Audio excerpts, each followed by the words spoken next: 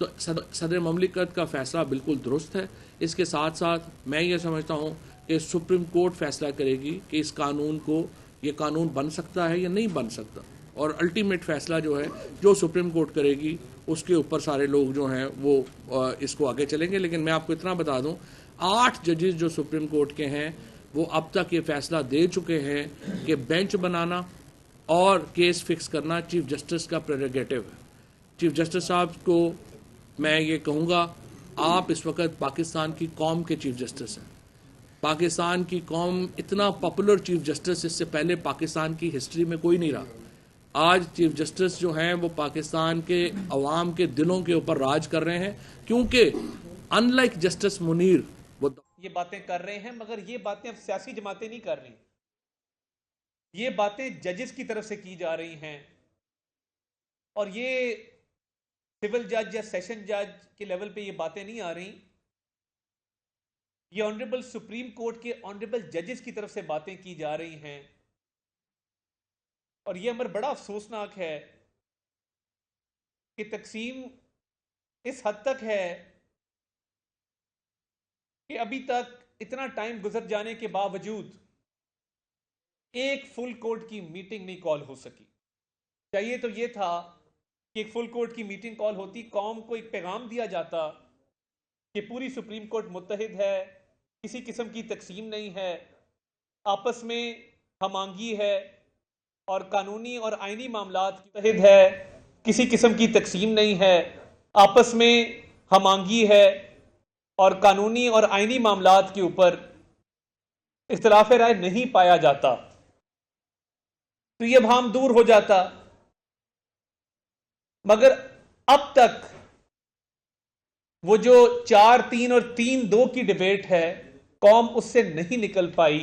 और स्पेशली कल जब जस्टिस अतहर बिन अल्लाह, जिनके बारे में इमरान खान साहब फरमाते हैं कि इनका हर फैसला बहुत अच्छा फैसला होता है, इनके हर फैसले को मानना चाहिए, और उनकी तारीफ करते नहीं थकते। और उनके क्लिप्स आप सोशल मीडिया पे देख लें, इमरान खान साहब के क्या तासुरात हैं जस्टिस अतहर बिन अल्लाह के बारे में, और उनकी ईमानदारी की, उनकी फर्शनासी की वो गवाहियां देते रहे हैं।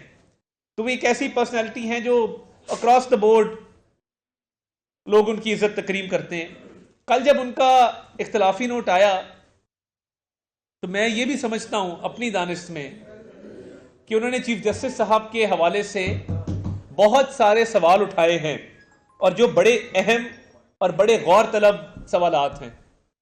सबसे पहली बात इसमें यह है कि क्या जस्टिस अतहर बिन अल्लाह ने अपने आप को 5 रुकनी बेंच से अलहदा किया था कि नहीं किया था? जो 7 रुकनी बेंच से शुरू हुआ उससे अलहदा किया कि नहीं किया? वो ये कहते हैं कि ना मैंने अपने आप को बेंच से अलहदा किया, ना मैंने केस सुनने से माजरत की। अब लगता यह है कि क्योंकि वो 4-3 का फैसला लग रहा था जिस तरफ बात जा रही है, तो अतहर बिन अल्लाह साहब को उस बेंच से आउट रखा गया। ये बहुत बड़ा इल्जाम है, बहुत बड़ी चार्जशीट है जो कानूनी माहिरीन हैं इस पर अपनी राय दे रहे हैं कि जस्टिस अतहर बिन अल्लाह को उस बेंच से अलहदा किया गया बगैर किसी वजह के। बेंच एक दफा कॉन्स्टिट्यूट हो जाए तो उसकी एक ही सूरत है कि या जज माजरत कर ले या कोई नया बेंच तश्कील दिया जाए। जब तक वो बेंच चलता रहेगा आप किसी जज को उससे डिसएसोसिएट नहीं कर सकते जब तक वो कानूनी लैंग्वेज में खुद रिक्यूज ना करे। अब ये बड़ी अजीब बात है कि उनको इस बेंच का हिस्सा क्यों नहीं बनाया गया।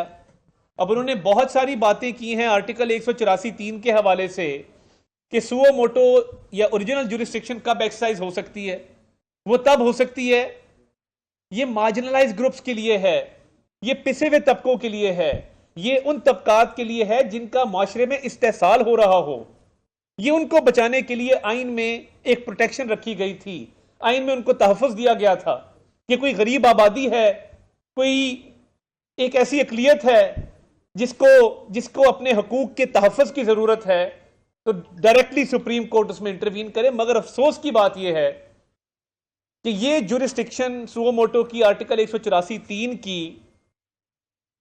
इस्तेमाल की जाती है ताकतवर लोगों के लिए, सियासी मामलात में मुदाखलत के लिए। देखिए, जुडिशियल एक्टिविज्म इस मुल्क में शुरू हुआ लॉयर्स मूवमेंट के नतीजे में, एक अच्छी चीज थी, मगर यह जुडिशियल एक्टिविज्म अब जुडिशियल इंटरफेरेंस में तब्दील हो चुका है।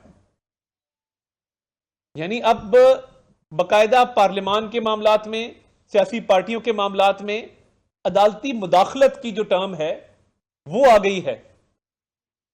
और कल असर मिनल्ला साहब ने यह कहा कि पॉलिटिशियंस इन जुडिशियल रोब्स, यानी वो जो गाउन एक पहनते हैं जज साहबान, वो जज का होना चाहिए।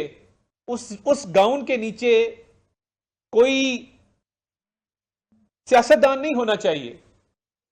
और सियासी इख्तलाफात, सियासी तनाज़े, उसमें कोर्ट की इंटरफेरेंस नहीं होनी चाहिए। उन्होंने उस असेंबली के डिसोल्यूशन का भी जिक्र किया। देखिए, ये एक बहुत बड़ी एक साजिश हुई है इस मुल्क में, जिसके तहत पहले कौमी असेंबली को कैसे तोड़ा गया कि जब के तहरीक अदम एतमाद आ चुकी थी, आइन कहता है कि तहरीक अदम एतमाद के होते हुए असेंबली को नहीं तोड़ा जा सकता। डिप्टी स्पीकर ने गैर आइनी फेल किया। अब उसके बाद 63A जो ये वाजे करता है कि कोई भी ऐसा रुकने असेंबली जो अपनी पार्टी के सरबराह की मंशा के खिलाफ वोट डालेगा वो डी-सीट होगा। कहीं आइन में यह बात दर्ज नहीं है कि उसका वोट गिनती में शुमार नहीं किया जाएगा। आइन ने एक सजा तजवीज कर दी, सजा बता दी कि ये वोट डालना, अगर आप वोट डालेंगे पार्टी सरबराह की हिदायत के खिलाफ, तो फिर आप अपनी सीट से हाथ धो बैठेंगे। ये नहीं लिखा हुआ कि आपका वोट गिनती में शुमार नहीं किया जाएगा। ये कैसा गुनाह है कि ये गुनाह सरजद भी ना हो और उस गुनाह की सजा भी दे दी जाए, क्योंकि एक तासर यह है कि एक सियासी जमात को इसका फायदा पहुंचाना मकसूद था। अब 63A में बड़ा क्लियर है, जितने भी खत लिखे गए कौमी और सूबाई असेंबली के मुनहरिफ अराकीन को, वो पार्टी के सेक्रेटरी जनरल की तरफ से लिखे गए। ऑन रिकॉर्ड में ये बात कर रहा हूं, मुझे गलत साबित कर दें। असद उमर ने वो खत लिखे। मुझे बता देना कि पंजाब की पार्लियामानी पार्टी का इजलास कब बुलाया गया या शो कॉज कब इशू किया है पार्लियामानी पार्टी के हेड ने या पार्लियामानी पार्टी ने।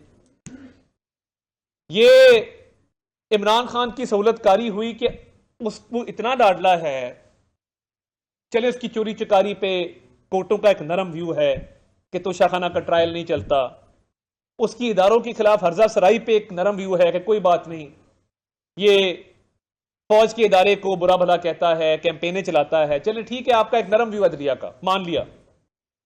अदालतें एक सॉफ्ट कॉर्नर उसके हवाले से रखती हैं और उसकी सहूलतकारी जारी है, वो चोरी करे चिकारी करे, मगर कम से कम उसके लाड में, उसके प्यार में आइन को दोबारा तो नहीं लिखना था। अपने हाथ जोड़ के आपसे गुजारिश है कि वो लाडला जरूर होगा कि उसकी चोरी डकैती, उसके मामलात को आप पसे पर्दा डाल दें, मगर इतना लाडला तो नहीं था कि एक मुकद्दस किताब है आइन की, उसको इस लाडले की खातिर आपने दोबारा असर नौ लिखा ताकि उसकी पंजाब में हुकूमत कायम हो सके। और हमने होते देखा, ये कोई बफरूजे की बात नहीं है। आपने कहा कि पार्लियामानी पार्टी का हेड जो है वो फैसला करेगा, उसकी भी हिदायत नहीं। आपने हमारे लोगों को डी-सीट भी किया और उनके वोट भी गिनती में शुमार नहीं किए। बता दें आइन में कहां लिखा है कि वोट गिनती में शुमार नहीं होंगे। ये इतना बड़ा जुल्म है, ये इतनी बड़ी ज्यादती है कि ये शायद पाकिस्तान की तारीख में कभी नहीं हुई। ये एक, जिस तरह जुल्फिकार अली भुट्टो साहब का जुडिशियल मर्डर था और वो 4 अप्रैल को आपने देखा कि उसी दिन अदालत ने ये ऑर्डर भी दिया, तो जब ये तारीख लिखी जाएगी और स्याह बाब लिखे जाएंगे अदलिया के किरदार के, उसमें ये आइन को असर नौ लिखना भी लिखा जाएगा। और इस पे बात नहीं रुकी। फिर जब चौधरी शुजात साहब की चिट्ठी आती है और वो बतौर पार्टी हेड अपने अराकीन को कहते हैं कि आप लोगों ने हमजा शहबाज को वोट डालना है, तो आइन दोबारा लिखा जाता है और कहा जाता है नहीं, ये पार्लियामानी पार्टी डिसाइड करेगी, पार्टी हेड डिक्टेटर होता है। अगर पार्टी हेड डिक्टेटर होता है तो फिर लोग ये कह रहे हैं कि चीफ जस्टिस क्या होता है। रूल्स ये कहते हैं कि he is one among equals, यानी वो बहुत सारे लोगों में बराबरी की सतह में एक शख्स है। सीनियोरिटी की वजह से उसको चीफ जस्टिस का ओहदा दिया जाता है। इसका यह मतलब नहीं है कि वो मादर पिदर आजाद है कि मर्जी के बेंचेस बनाए, किसी से मशवरा ना करे, कोर्ट को तकसीम करें और आइन को असर नौ किसी एक पॉलिटिकल पार्टी की सहूलतकारी में लिखें। यह मुमकिन नहीं है। आइन को 2 दफा आपने रीराइट कर दिया और पंजाब में हुकूमत बना दी। आज जो इलेक्शन पे आप फैसला कर रहे हैं और एक तरफा फैसला कर रहे हैं, इलेक्शन से हम अल्लाह का शुक्र है ना भागने वाले थे ना भागेंगे। हमारी तो मरियम नवाज शरीफ साहिबा खुडिया में इतना बड़ा जलसा कर लेती हैं जो आप मीनार पाकिस्तान में नहीं कर पाए थे, और हमारा अवामी राब्ता मुहिम भी जारी है, तंजीम के हवाले से भी मामला जारी हैं। तो इलेक्शन की तो नौबत ही ना आती है। असेंबली तोड़ने की नौबत तो तब आई जब तरीके इंसाफ को यह हुकूमत दी गई। और मुझे यह लगता है कि कहीं ना कहीं कुछ साजबाज ऐसी है कि जिद है कि अपने होते हुए इलेक्शन करवाने। भाई क्यों? पहले 63 आप दोबारा लिखते हैं, आइन की तशरीह गलत करके आइन को असर नौ लिखा जाता है, पीटीआई की हुकूमत कायम की जाती है, उनको हुकूमत तोड़ने का मौका दिया जाता है। हुकूमत तोड़ने के बाद उनकी मर्जी की डेट पे इलेक्शन के ऑर्डर पास किए जाते हैं। जज पे जज कह रहा है कि सर आपने प्रोसीजर फॉलो नहीं किया, आपकी जुरिस्डिक्शन नहीं बनती, हाई कोर्ट को फैसला करने दें, आप गलत कर रहे हैं। एक के बाद एक जज बेंच से उठता गया, मगर 3 रुकनी बेंच जिद पे अड़ा था। अताउल्लाह तारड़ मीडिया से गुफ्तगू कर रहे थे। उन्होंने कहा है कि हमें अफसोस है कि तकसीम इस हद तक बढ़ चुकी है कि फुल कोर्ट की कॉल नहीं दी जा रही और अवाम को ये नहीं बताया जा रहा कि हम में